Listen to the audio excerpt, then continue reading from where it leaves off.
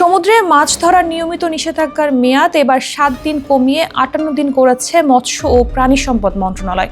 প্রতিবেশী দেশ ভারতের সঙ্গে সঙ্গতি রেখে এই নিষেধাজ্ঞার সময় নির্ধারণ করা হয়েছে। মন্ত্রণালয় থেকে পাঠানো এক বিজ্ঞপ্তিতে জানা যায় এসব কথা।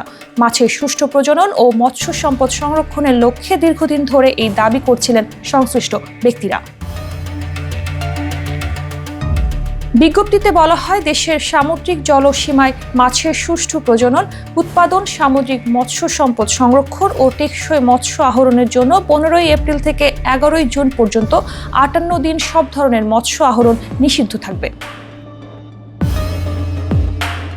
মৎস্য সম্পদের টেকসই আহরণের লক্ষ্যে নিয়মিত সরকারি নিষেধাজ্ঞা দেওয়া হলেও একটি কারণে বাংলাদেশের জেলেরা ক্ষতিগ্রস্ত হচ্ছিলেন।